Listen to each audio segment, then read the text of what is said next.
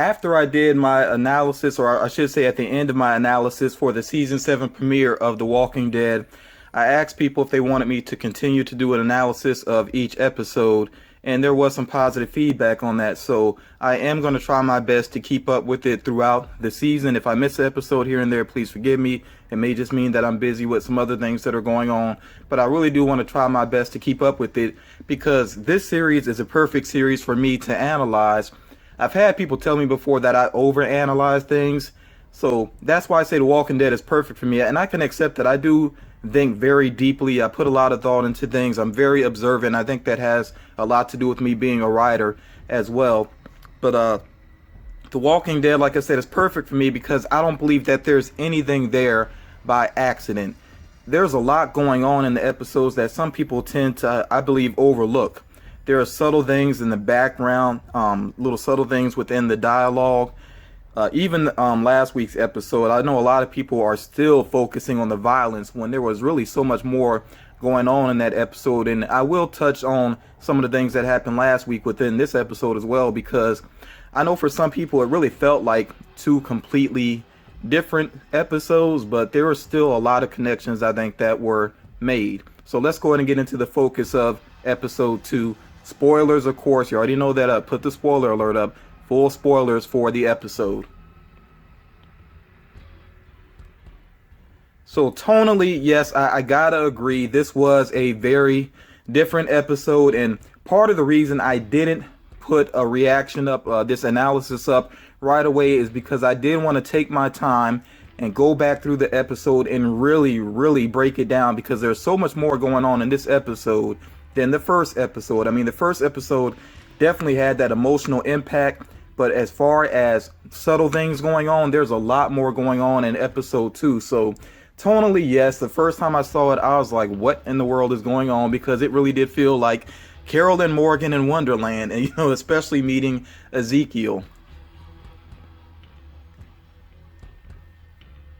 So, of course, when we start off, we know that Morgan is along with, and Carol as well, are along with the people that they ran into at the end of the last season. They're kind of off on their own little side adventure. We know that happens, that the group gets splintered at times. So Morgan was along with these other people there.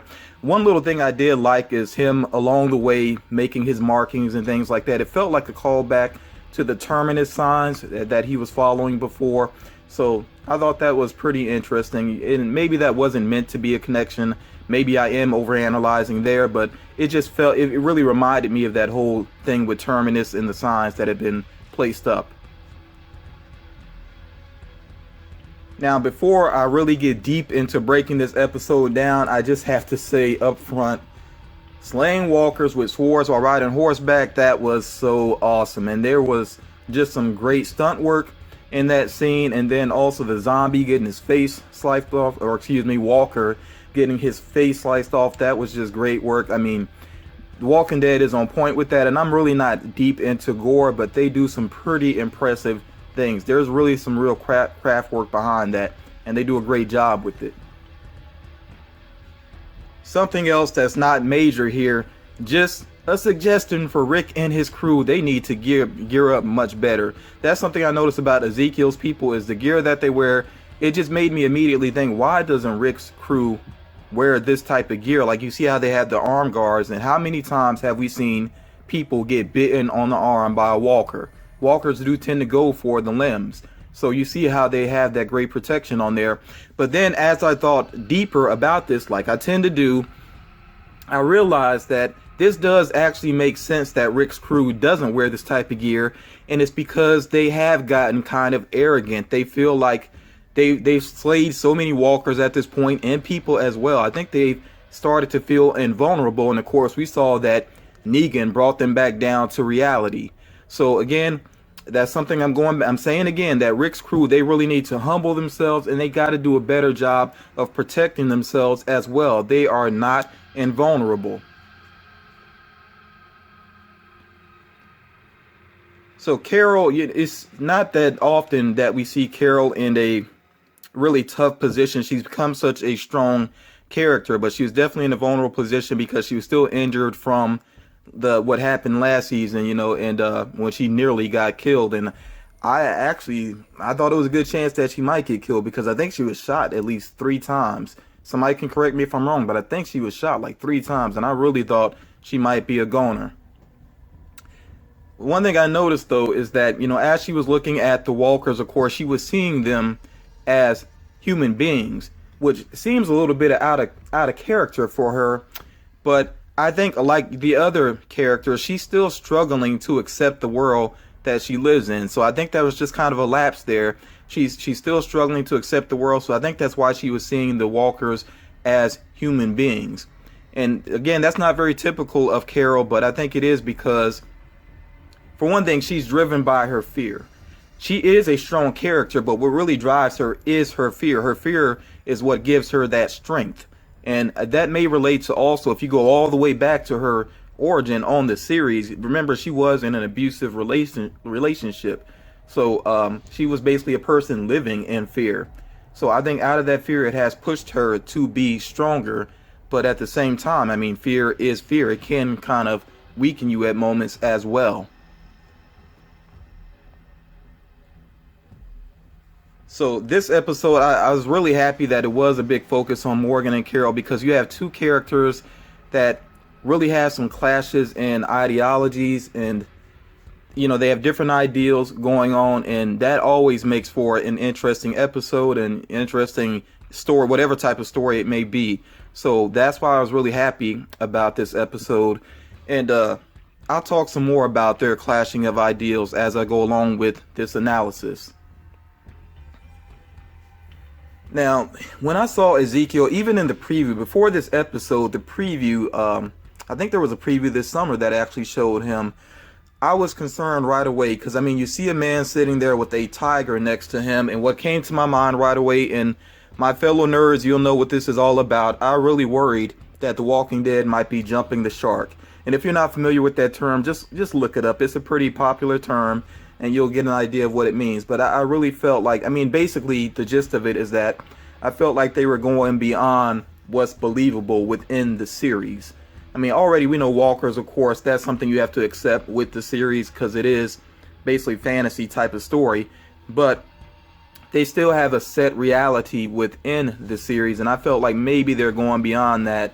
And I couldn't have been more wrong. This is why I took my time to go back and look at the episode again, and I'm very glad that I was wrong, and I'm very glad that I took the time to go back and look at this episode again. Now, Ezekiel seemed like a very broad character, and there's purpose behind that though. Jerry, on the other hand, though, I just gotta go ahead and say this is the character to me who really feels out of place right now. And what worries me about Jerry is that it doesn't seem to be an act with him. Now, you remember at the end, and I will kind of jump around within the episode, but if you remember at the end, Ezekiel sent Jerry away before he really talked to Carol like himself, as a real person one-on-one. So that kind of worries me about the character Jerry. And I won't be honest, like as Jerry was speaking, I was like, if he ever meets Lucille, I don't think I'll shed a tear. I don't know. Man, I know that sounds cruel, but I mean, unless the character becomes a little bit more grounded, I think he's just sticking out like a sore thumb right now, especially the way that he said goodbye. And I'm not even going to touch on that. I'll just say I hope the character becomes a little more interesting if he's going to be prevalent in this season. One thing I liked throughout this episode is the quotes that were on the wall. And of course, these are quotes from King Ezekiel. You see them signed K.E. And this quote here says, "Hope is the North Star, let it guide you." So that right there is getting into the ideals that Morgan and Carol have and how they're different from each other. So I think that Morgan very much represents optimism. And a big reason that he's optimistic is because he's been to the bottom. Like he's bottomed out. He's been down in darkness, and he really lost himself. If you go all the way back to that episode, Clear, I think it was called, when he's talking about he must clear, and he was attacking Rick over and over. He's hit rock bottom before, basically. He doesn't want to go back there. That's why he's optimistic. Carol, on the other hand, she's all about caution. She really keeps her eyes open at all times. I think Morgan does too in a way, but they're different in a way. You can say though that both of them have fear. Morgan though is afraid of going back to where he was, whereas Carol is, I think, more about just the realistic fear, the fear of dying. Basically, she's a survivalist, whereas Morgan, just like I said, he doesn't really want to go back to where he was before. So again, I think they're really about optimism versus caution. Now, the character of Ben, I was a little iffy on this character right away because sometimes I feel like they try to push us maybe a little bit too much to like a character, but I think this character actually is genuinely likable. I mean, it didn't take long for him to grow on me, and that's a very effectively written character and good performance as well. Now, one thing I noticed about Ben in that scene where Ezekiel gave him the chance to go take out a walker, you notice that he struck the walker in his shoulder. In the world they're living in, everybody knows that's not going to be effective. And I don't think it's that he missed. I think he was afraid to really give that death blow. And I think it is because he may be still seeing walkers as what they used to be, just like Carol was at the beginning. So that's something that people really haven't been able to let go. Some people still recognize that these walkers, they were humans at one time, so it's not always necessarily easy to just take them out.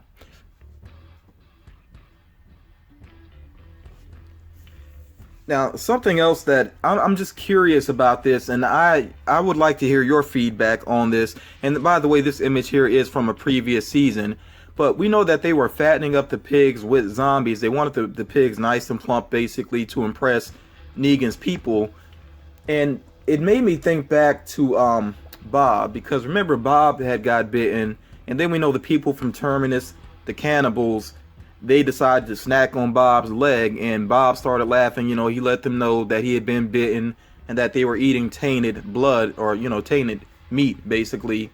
And there's this lingering question that, can eating infected flesh cause a person to change into a walker? We haven't been given that answer yet. We really don't know how long Ezekiel and his people have been doing this with those pigs and passing those along to Negan's people. So I just feel like it'd be nice to get an answer at some point. Maybe a person doesn't turn into like a full-on walker, but it seems like something should happen. I don't know how. Like I said, I really want some feedback on what you all think about that. And in fact, if you want to go ahead and comment that before watching the rest of the video, I would really appreciate that, so you don't forget about it, because I really want to hear what other people think about that. That kind of bothers me that hasn't been addressed directly. Okay, so moving on here, another great scene, and it wasn't a scene with any action or anything, just a conversation between Morgan and Ben, and it really got me thinking deeper about the character of Ben in the previous scene as well. Remember, one of Negan's men, as they were leaving, he said, "Produce, or he's gonna have to go first." Now, some people may have assumed that he was referring to Richard, because Richard had just gotten into the fight with one of their men. I don't think so. I think that it was really about Ben. And this is a recall back to last week. So think about Negan's way, the way that he handles things. Remember, Daryl got upset. Daryl punched Negan. And I know a lot of people freaked out and they're like, oh my God, Daryl's about to be killed. But no, that is not the way that Negan handles things. So basically, when I say Negan's way, what I mean by that is that he does not kill the person that really offended him or attacked him. He kills somebody else. And the reason why I think he does this is because self-sacrifice is easy. It's very easy to give up your own life or to risk, lemon life, and basically sacrifice yourself. Like that's basically just what I'm saying. But when you're responsible for somebody else's life, then that's when things get a lot more real. So that's what Negan realizes, and he's using that to his advantage. And I really think this is true, because you look at, and I hate to say it to be so real about this, but you look at suicide rates and how they seem to be steadily kind of high and climbing. And then also people just in general hurt themselves. People will do things like girls and young ladies that will cut themselves and things like that and claim that they're doing it in honor of some celebrity or something like that. People will just willingly hurt themselves. So again, self-sacrifice is easy, but when you're responsible for other people, I think that puts you in line a lot more. And Negan is wise. Negan does realize that, and that's one thing I really like about Negan. He is not just a psycho like the governor was. Let's be real about it. The governor, at the end of the day, was just psychotic. He was a lot more psychotic than he was wise. I think Negan already has shown more intelligence than the governor ever did. That's not to say I didn't think the governor was threatening. He was threatening at times, but not nearly as much as Negan is already. So Richard, before Ezekiel left, as a matter of fact, Ezekiel was basically saying to the walkers, one day we will free you all. He was doing that kind of grandstand performance before he left. And I like what Richard said. He said only halfway free. And what he's really pointing out there is, even though they call where they live the kingdom, at the end of the day, it's actually Negan's kingdom. Now, the song that the chorus was singing, I'll be honest again, when I first watched the episode, it was very easy for me to just kind of roll my eyes like, oh my God, they got a chorus actually singing, choir actually singing. But then I really listened to the lyrics. I think I really caught the tail end of the lyrics, and I was like, wait a minute, I need to run that back and watch that again. And by the way, I do download the episodes on PS4, so that's how I'm able to rewatch. But the song "Don't Think Twice, It's Alright" by Bob Dylan, the lyrics actually they can be interpreted in many different ways relating to this episode. I mean, the big part of it, obviously, is he's talking about moving on from the life that he had, continuing on, and that has a lot to do with Carol. Carol wants to move on away from the kingdom. She just doesn't want to accept what's going on there. She would rather go ahead and move back and, probably eventually make her way back to Alexandria, but she just can't stay in the kingdom. She can't accept that. So I'm not even going to really say much more about the song. I just would like you all to take the time, if you get the chance, check out the lyrics to the song and just think about the different ways that it can connect to what is going on in the episode. I will say as well, I do think, again, if you look at some of the lyrics, you do kind of get a clash in views, and I think that has, again, a lot to do with Carol and Morgan, how their views are just not quite lining up.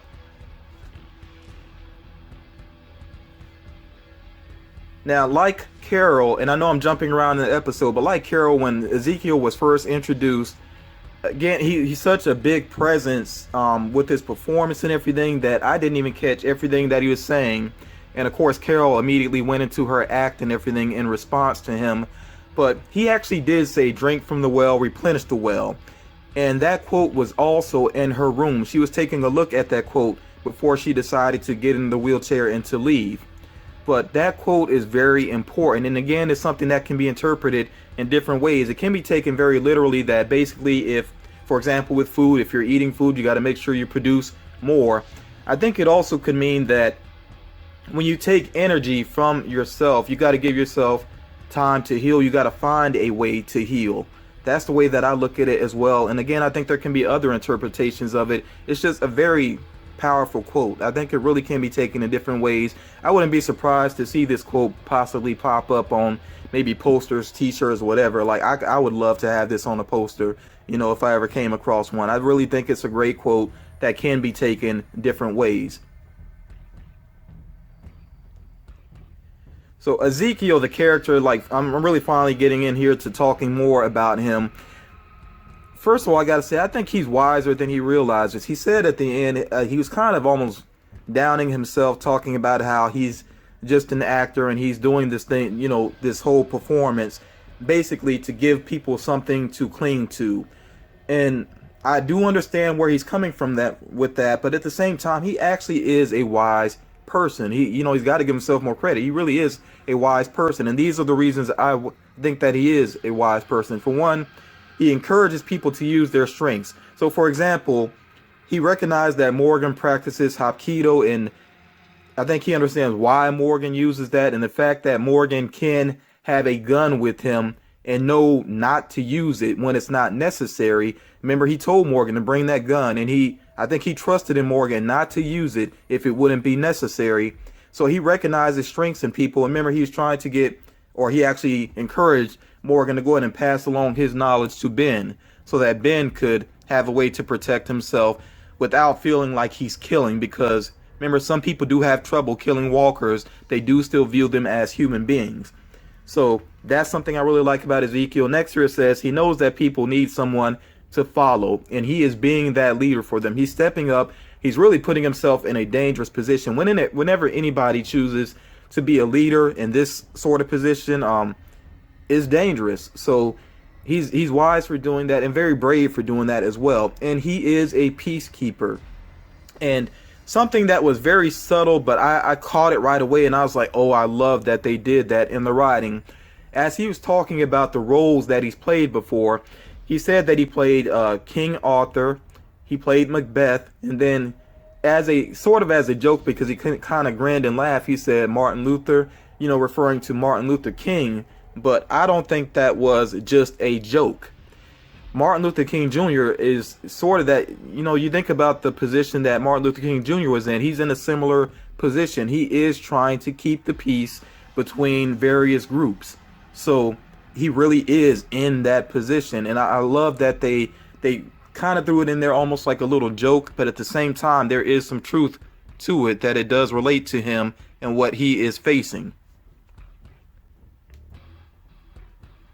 So maybe I'm getting a little too heavy here. If you say I'm overanalyzing on this part, I don't blame you. It's okay. But you think about Martin Luther King Jr., then Malcolm X, and some of their competing views, and it can relate again to Carol and Morgan. Whereas there were times in Malcolm X's life when he said that, he wasn't a violent person, but he did say if people are violent towards you, you have the right to be violent towards them. I definitely think that is suited to Carol, even more so than Morgan. Morgan tries his best to avoid violence, like when he tied up the wolf, and Carol even mentioned that in this episode. So Carol is more accepting of violence than Morgan is, definitely. Morgan again is much more about trying to keep the peace. Now getting back to, and I know I'm jumping around a little bit, do forgive me, but there's kind of a purpose to why I'm doing things in this order. But I really hope that Carol and Ezekiel do develop a bond, because they are both actors, yet at the same time they both have a lot of genuine qualities that I really appreciate. So I really love that Ezekiel came to her at the end, and I'll talk some more about that in a moment. But yeah, I'm really hoping to see these characters sort of develop a bond, and I think Carol really needs that. She's kind of putting up a brick wall. I think she kind of put herself out there in the past. She tried to basically, she was a little flirty with Daryl, and that didn't go anywhere. I'm not sure why it didn't. I'm sorry, but the actress, I think she's a beautiful woman, but I don't know what happened there. It seemed like more than once that Daryl just kind of skewed a relationship possibility. Maybe that's something they could dig deeper with Daryl and do more with that character. So I'm not even gonna really speculate on that. But yeah, I really hope that Carol and Ezekiel do develop a bond.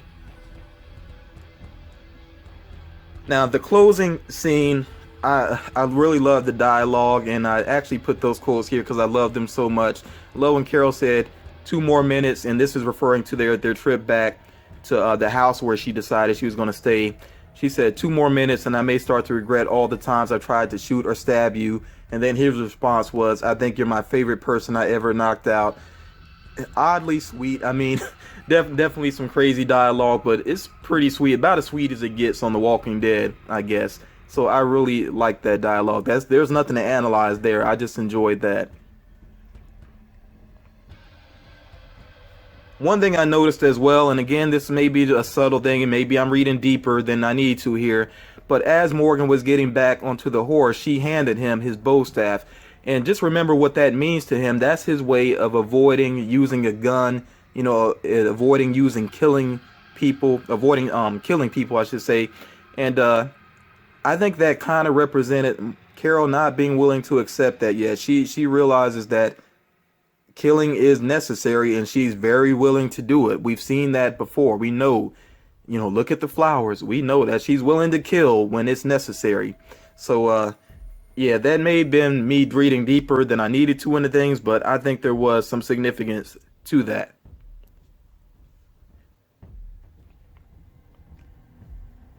So the idea of a peaceful life, we know that that's pretty much been shattered. It's just not realistic to the world that they live in. But at the same time, it's not completely true for the world that we live in either. Something else very wise that Ezekiel said as he had Jerry offering the fruit to Carol, and he talked about the pomegranate. He said, sweet fruit surrounded by bitter, that's something of a contradiction. And people, in my eyes, that is life. You have to sort of take the sweet with the bitter, and they're always going to be both of those. I said this last time, I believe, there really is no such thing as happily ever after. There's always going to be those down times, the sad times, and, there will be tragedies, but at the same time, there's a lot of positive things in life as well. It's always going to be that combination. So even with the pomegranate, yes, I do believe that that was a metaphor there. And I could say something about Carol mentioning chocolate, but let's not go the Forrest Gump route. Okay, let's just focus on the pomegranate. Like I said, I do think that that was a metaphor there as well, or symbolism, I should say. That was symbolism being used there. But that's enough of my rambling. Once again, this video definitely was longer than the last one. I'm sorry it probably feels about as long as the episode of The Walking Dead, but I do really appreciate it if you stuck with it all the way through. Like I said, I just want to take my time and really pour over this episode because there was just so much going on in it. I thought it was a great episode, and I'm really glad that I went back and looked at it because especially with the character Ezekiel, great character. Initially, I didn't think so. I thought he was just way over the top. Even when he first revealed that it was all an act, I still felt like maybe he's over the top, but he's grown on me very quickly. I can't wait to see what else happens with the character. And by the way, if you're reading the comic, if you're familiar with the comic, please don't spoil anything from the comic for me. I'd rather not even know about the comic. I just want to stick to the series. Maybe down the line, eventually I'll go back and I'll read the comic, but for now, I really don't want to know anything about what happens in the comic. So please don't place any spoilers from the comics in, the comment section here. But I still would like to hear your thoughts about the actual series and about the episodes so far for season 7. Really would appreciate your feedback, and I'll definitely try to respond to everyone. Again, thank you all for watching. It really does mean a lot to me. And don't forget to like, comment, subscribe. And you all take care. Till next time.